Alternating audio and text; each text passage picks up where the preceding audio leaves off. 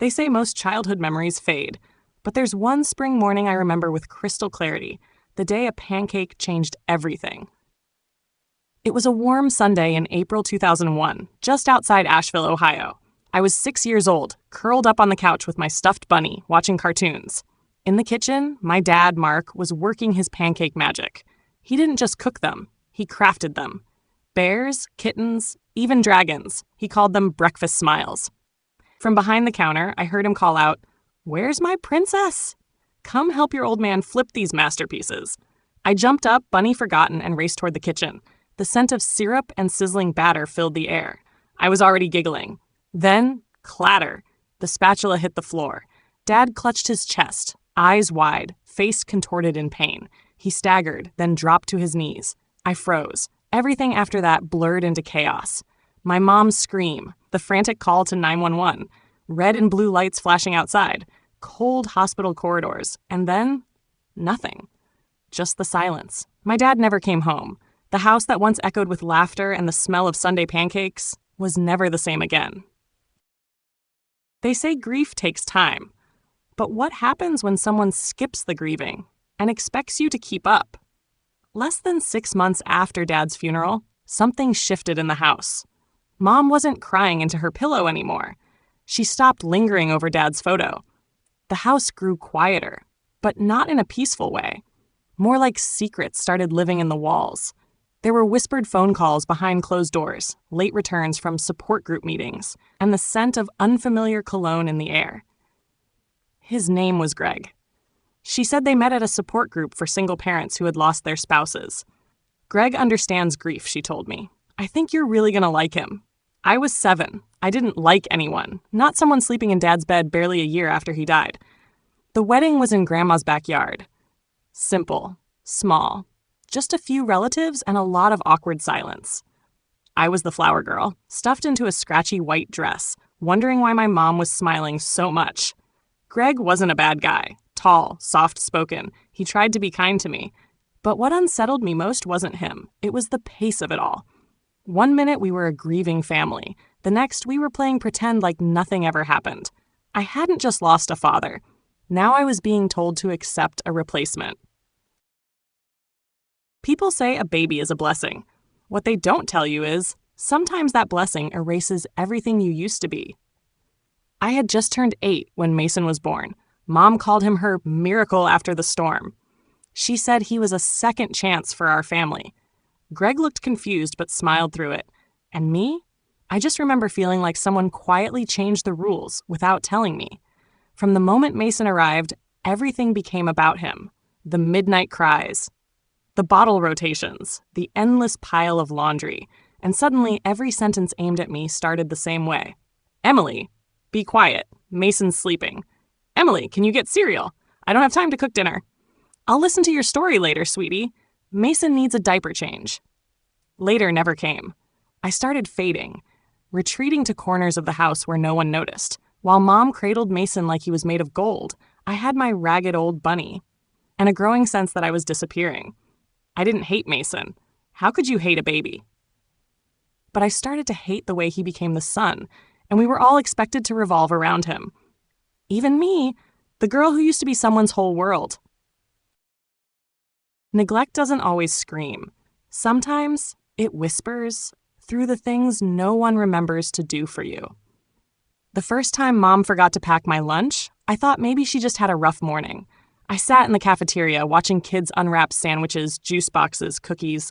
I had a single half-warm milk carton from breakfast. I didn't call home. I just drank slowly and told myself, she's tired. That's all. But then it happened again. And again. When I finally mentioned it, she just said, "Oh, honey, I'm so sorry." Mason had his pediatrician appointment today. Little by little, everything that used to be mine became negotiable. Parent-teacher conference? Greg went instead. School recital? Mason has a fever. Tough day? Not now, sweetie. Mason's having a meltdown. I couldn't compete with Mason. Eventually, I stopped trying. I learned how to do things myself, tie my shoes, finish my homework, set my own alarm. The more independent I became, the less visible I felt. I still lived in that house, but I wasn't part of that family anymore. Not everyone fights injustice by shouting. Some just pull up a chair. sit next to you, and start quietly making things right. I remember the day perfectly. Rain tapping on the windows, me hunched over the kitchen table, struggling with long division. Mom was in the other room singing Mason to sleep. I didn't expect help. Silence had become my default. But then Greg pulled out a chair and sat beside me. "All right, kiddo, let's take a look at this math monster." He walked me through it, step by step, never rushing, never judging. At one point, I glanced at him, unsure. He just smiled and said, "Sometimes people get so focused on one thing, they forget everything else that matters just as much." I didn't say anything, but I felt seen. Greg didn't make speeches. He didn't raise his voice. But he noticed me. I heard him talking to Mom a few times, softly but firm. "Sarah, you've got to pay attention to Emily, too. She's growing up. And she's being left behind." Mom would wave him off, barely glancing away from Mason. "Greg, you don't understand.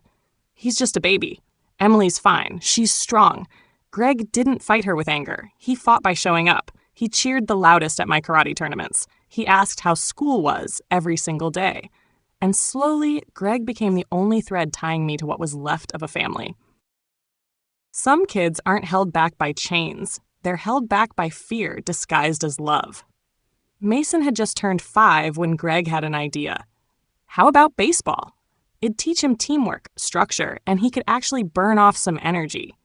I still remember the way Mason's face lit up when he heard the word baseball. It was the first time I'd seen him genuinely excited about anything. But Mom shut it down cold. "Absolutely not. Do you even know how dangerous that is? He could get hit in the head, break a wrist, twist an ankle. Greg, what kind of father encourages that?" Greg tried to keep calm. "Sarah, he needs to experience the world. You can't keep him wrapped in bubble wrap forever." But Mom wouldn't budge. Instead, she signed him up for a community center art class. Art stimulates creativity, and more importantly, it's safe. I tagged along that first day. Mason sat slouched at the table, dragging a brush across the paper like he was half asleep. The other kids were laughing, showing their drawings to their parents. He looked like he was serving time. By the 3rd session, he refused to go back. "It's boring, Mom." But instead of hearing him, she blamed the teacher. That woman clearly doesn't understand a gifted spirit like Mason. Greg glanced at me with that look again. I knew what it meant. Another kid, trapped in a golden cage. Not all fathers are bound by blood. Some just choose to stay when everyone else looks away. I can't remember whether it was me or Greg who first brought up karate, but I do remember how it felt tying that white belt around my waist for the first time. I wasn't invisible anymore. 3 times a week, Greg drove me to the dojo. Rain, snow, didn't matter. He sat on the sidelines with a coffee in hand, watching every move I made like it mattered more than anything else in the world. No phone distractions. No Mason needs something right now. Just me. When I earned my first yellow belt, he clapped so loud the entire room turned to look. And me? I smiled, genuinely, fully, for the first time in what felt like forever. At home, I was the afterthought. But on those mats, I was Emily, sharp, focused, and seen. Greg never said much, but he didn't need to. He understood. He knew I needed someone in my corner, and he showed up every single time I stepped onto that mat. They say family is where you're loved unconditionally. But what if the condition is cleaning up after someone else just to feel seen? It started as a one-time favor. Mason had turned his room into a Lego war zone, and Mom was spoon-feeding him dinner. "Emily, sweetie, can you tidy up his room? Just this once?" Sure, I thought. No big deal. But just this once became every single day. Clothes all over the floor, half-empty milk cups crusting on the bookshelf. Torn paper from his failed art attempts scattered everywhere. It all became my responsibility. "You're his big sister. That's what big sisters do, right?" Mom said, not even looking up. "No thank you. No how was your day? Just obligation." Like I was born to pick after Mason. I started shutting my bedroom door, not for privacy, but because it was the only space I wasn't expected to clean. Greg noticed. I'd catch him watching Mom with a mix of concern and frustration. When he finally spoke up, the house exploded. To Mom, questioning her wasn't concern. It was a direct attack on her motherhood. And me? I just wanted to disappear into the wallpaper. Because I knew no one was going to step in for me. Some arguments aren't about what's right or wrong. They're about making the kindest person in the room shut up and sit down. I'd heard them argue before. But that night, I remember every word, etched into the ceiling I stared at from the stairs. It started at dinner. Mason pushed his veggies aside, and Mom, like clockwork, got up to feed him, bite by bite, like he was still in preschool. Greg set down his fork. "Sarah, this isn't okay. Mason needs to learn to do things himself. And you've barely acknowledged Emily all week." Mom looked up, and just like that, her expression turned to ice. "So now I'm a bad mother?" "That's not what I'm saying. I'm saying you act like Emily doesn't even exist." That was it. The switch flipped. She stood up so fast her chair screeched. Tears. Instant. "Of course, Emily's not even your real daughter. That's why you care about her. Because she's not ours. You've always favored her." Greg froze. Not in anger, just pain. I sat there quietly, hands gripping the edge of the chair. Nobody looked at me. They were too busy tearing each other apart. After that night, Greg spoke less. He still drove me to karate, still showed up for me. But he didn't fight back anymore. Not because he gave up, but because he knew. Fighting just made it worse for both of us. Not all battles end with screaming. Some end in silence, and in someone quietly choosing your side without saying a word. After that fight, Greg stopped trying to reason with Mom. No more quiet suggestions at dinner. No more gentle reminders that I was still there, still needing her. He backed out of the argument, not because he was defeated, but because he knew. Talking would only make it worse. But he didn't back out on me. Greg became the person who showed up in the smallest, quietest ways. He was the first to wish me luck on karate test days. The one who handed me tissues when I had the flu. The one who'd leave a chocolate bar on my desk after a tough school week. Once, I caught him taping one of my doodles to the fridge. It was a crayon drawing of a cat in a karate gi. No audience. No big moment. Just a man smiling proudly at something no one else cared to see. Greg didn't try to fix my mom. He didn't need to win any arguments. He just needed to be the one person who never walked away. And for me, that was enough. Some moments don't come with fireworks, but they split your life in two, before someone believed in you and after. Graduation day was bright and warm, but my heart was ice cold. I stood in my cap and gown, scanning the crowd. Greg waved from the back row, his smile wide and proud. Mom was there too, eyes glued to her phone. I'd bet anything she was texting Mason about his lunch. That evening, Greg called me into his study. On his desk was a folder. College brochures, a savings passbook, and a quiet kind of hope. "I've been saving up for this, kiddo. You pick the school, I'll cover it." Before I could respond, Mom barged in like she'd smelled the word money through the walls. "Greg, you can't be serious. That money's for Mason. He's going to need it more." Greg didn't flinch. He closed the folder gently, fingers firm. "I am serious, and I'm not asking for permission. This is my decision. Emily deserves a real shot." I couldn't speak. My throat tightened. For the first time, someone believed I could do something great. And he didn't just say it. He backed it up. Freedom doesn't always arrive with applause. Sometimes it's just the sound of a door closing and the silence that finally feels safe. I left Ohio on a quiet August morning, the kind where the sun hadn't fully risen and the world still felt half asleep. Greg drove.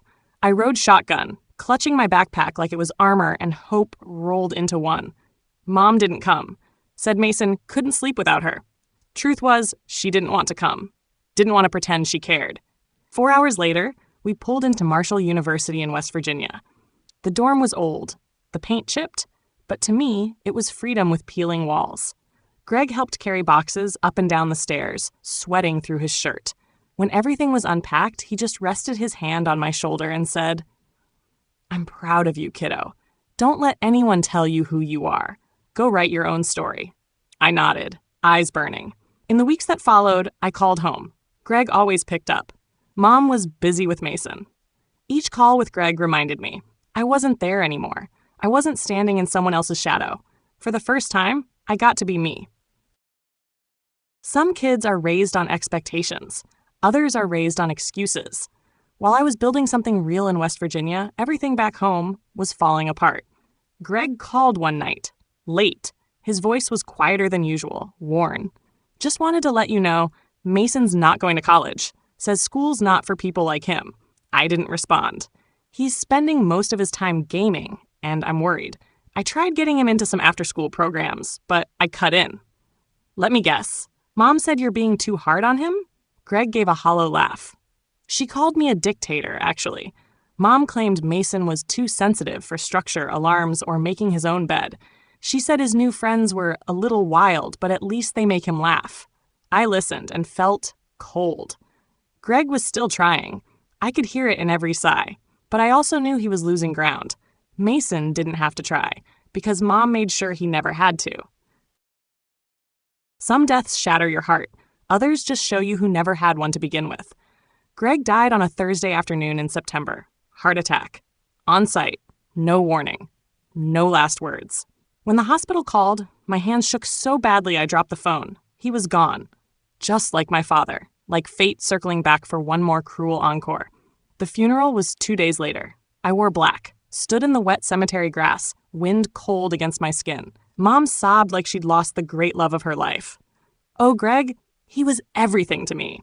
But I didn't see grief in her eyes. I saw performance. Tears for the audience, not for the man who raised her daughter better than she ever tried to. Mason slouched in the back row, wearing wrinkled khakis and a stained polo shirt, eyes glued to his phone. Gaming. At the funeral. No one said a word. Mom just whispered, "Leave him be. He's processing in his own way." I looked away, not out of sorrow, out of fury. Greg had been the only one in that house who ever stood up for me. Now he was gone, and all that was left was a stage he never belonged to. Some calls don't start with hi. They start with a plea, drenched in guilt, masked as love. The call came on a Tuesday night, 3 weeks after the funeral. Mom's name lit up my phone. I hesitated, then picked up. Her voice was smaller than I remembered. "Emily, I need you to come home. Please." I flew to Ohio the next day. The house Greg used to care for like a prized garden now looked abandoned. Overgrown lawn, peeling paint, a shutter hanging sideways. And Mom, once the woman who wouldn't go grocery shopping without mascara, looked 20 years older. "We're running out of money, Emily. My pension barely covers the basics. The savings, it's nearly gone." I sat there, holding my breath. "What about Mason?" She lowered her eyes. "He's looking, but you know how he is. Not a morning person, and the places hiring expect him to lift things. He's too bright for that kind of work." I clenched my fists beneath the table. But then she looked at me. Not with anger, not with blame, but with need. The kind of look I used to pray for. "I hate to ask, but $1,500 a month. That's all we need. Can you help?" I should have said no. I had every reason to. But I nodded. Not because she deserved it, but because Greg once told me, sometimes being kind is the only way to not lose yourself. Sometimes you don't help because they deserve it, but because you're not ready to be the one who doesn't. I set up the auto transfer, $1,500, every month, straight to Mom's account. My hand shook as I typed in the bank password. My heart didn't break exactly, but something inside me cracked. Every time I got the debit notification, it felt like hush money, not for her, but for the guilt I couldn't seem to quiet. The new car? Delayed? The bigger apartment? Pushed further down the line. Also, Mom could keep making lunch for Mason while he spent the day gaming in sweatpants. I wasn't surprised he still hadn't found a job. He lived the same way he always had, because no one ever made him live otherwise. When I visited, Mom still called it our home, but I felt like a guest. A paying tenant no one actually wanted to talk to. I helped, not because they needed it, but because Greg once told me, sometimes forgiveness is the only power you have left. I thought I'd seen peak dysfunction, until I walked in and found Candy eating the cookies I'd bought for Mom. I came home on a Saturday afternoon, arms full. Groceries, supplements, and a box of those fancy cookies Mom used to love. The front door was unlocked. The TV was blasting. The living room light flickered like it was about to give up. And there she was. Some random girl sprawled across the couch, nails long enough to wound, makeup smudged, wearing what looked like toddler-sized clothes. "Who are you?" I asked. She didn't look up. "I'm Mason's fiancé." Relax. Mason wandered out of his room like he'd just woken from a frat party nap. "This is Candy. She lives with us now." I looked around the room Greg once treated like a sanctuary. Now? Beer cans on the floor, chip crumbs on the cushions, the cookie box I just brought. Candy was eating the last one. I didn't say a word, because I knew, when people have no self-respect, your voice is just background noise. I thought I was helping. Turns out I was funding a script where I didn't even get a supporting role. I found out by accident, the way you stub your toe on something sharp in a room you thought was familiar. I had just finished cleaning a mountain of dirty dishes. Candy was lounging nearby, legs up, fake nails click-clacking against her phone. I turned and said, "Tired? Fed up? You live here. You eat my groceries. The least you could do is wash a damn plate." She smirked without looking up. "This is Mason's house. Your mom already signed it over. There's a will and everything." I froze.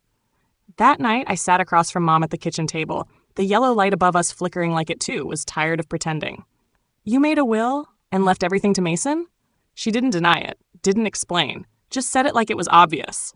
"He needs a solid start. You? You're strong. You'll be fine." I laughed, that bitter, brittle kind of laugh that tastes worse than crying. All those years of holding things together. Every dollar sent home. Turns out I was just paying to watch someone else rewrite my story without me in it. Some things, once said, can't be unsaid. They don't just hurt you. They erase every memory you tried so hard to protect. I thought I'd heard it all from her, but nothing prepared me for the moment she snapped, eyes wild, voice shaking. "I never loved you the way I love Mason. He's better than you in every way that matters." I stood there, like lightning had struck my spine. Every excuse I'd ever made for her, she shows love differently. She just doesn't know how to express it. She does care deep down. Gone. All of it, leveled by one sentence. The kitchen felt suffocating. Candy had slipped into Mason's room, the door clicking shut behind her. I didn't move. No tears, no screaming, no rebuttal, just silence. And then, quietly, "Thank you. Now I know." I turned, walked out. The door clicked shut behind me, soft but final. I didn't take anything with me, just the truth. And for the first time ever, real freedom. Not every goodbye comes with tears. Some come with silence and a choice to never go back. I didn't return. Not the next week, not the next month, not for Thanksgiving, not for Christmas. I didn't answer Mom's calls. I didn't read Mason's texts. And I canceled the auto transfer, one click, and just like that, an entire chapter closed. For the first time in years, my bank account stayed untouched. No emotional blackmail. No guilt withdrawals disguised as family duty. I started reclaiming my life piece by piece. Fewer overtime shifts, signed up for an art class after work, toured a new apartment, opened a savings account with my name and only mine. Every morning I woke up to silence, not desperation. Every night I fell asleep without shame. No one clapped. No one noticed. And that was the best part. I didn't need applause. I just needed peace. They yelled, accused, begged, but I'd learned something powerful. Silence is a language too, and sometimes it's the only one worth speaking. I thought they'd stop. They didn't. Week 1 after canceling the transfer, Mom's text showed up first. Long, rambling, typo-ridden, ending with, "I've sacrificed so much for you." Week 2, Mason sent an email, subject line in all caps, "You're making Mom cry." Attached were screenshots of utility bills and a half-baked threat. If you had any heart left, I blocked them both. Then came Candy, through LinkedIn, of all places. "Hi, Emily. As a fellow woman, I think we should lift each other up. Your mom is hurting. Mason's too sensitive for today's toxic job market." I actually laughed. The posts came next. Passive-aggressive Facebook rants, Instagram captions about ungrateful children, Twitter threads that felt like bad fan fiction. But I let them drift by, just noise in a world I'd finally turned down. Because I knew the truth. They never really saw me. They only saw what I gave, and this time, I gave them nothing, and walked away, louder in silence than they ever were in words. My victory wasn't loud. There was no party, no photo op, just a steady rise, dollar by dollar, breath by breath, into peace. 6 months after cutting ties, I signed the papers on my first home. Not a mansion, not a loft with skyline views, just a modest one-bedroom with creaky wooden floors and sunlight that spilled through the windows. But it was mine. The money I once wired away now sat safely in a savings account under Emily Collins. I used it for the down payment. And when I turned that key for the first time, I didn't cry. I smiled. No more cleaning up after anyone. No more waiting to be noticed. No more midnight guilt bombs asking for rent I didn't owe. Just me in a space no one else named for me. I planted lavender on the balcony, hung up the Karate Cat drawing Greg once stuck to our fridge, and every morning when the light poured through my curtains, I whispered, I made it. And this time, it's for me. I didn't win by revenge. I won by living free, for real. Family shouldn't feel like chains. Real love doesn't come with a price tag labeled sacrifice your soul. I used to think I needed my mother's approval to feel worthy. I believed that if I worked hard enough, gave enough, waited long enough, she'd finally say, I'm proud of you. But now I know I never needed that to live a good life. Not conditional love. Not if only or but Mason. I don't have to prove my worth to people who only saw me when they needed someone to carry their failure. It took me years to learn that, but it's not too late. Today, I live a life that isn't perfect, but it's mine. I choose my friends. I choose my boundaries. I choose to love myself first. Some days, the memories still come back. The smell of pancakes, Greg calling me his little warrior. But instead of pain, I feel peace. I walked away from a house that was never a home, and into a life I built from scratch, decision by decision, boundary by boundary, dream by dream. I don't need permission anymore. I just need to choose myself. And this time, I did.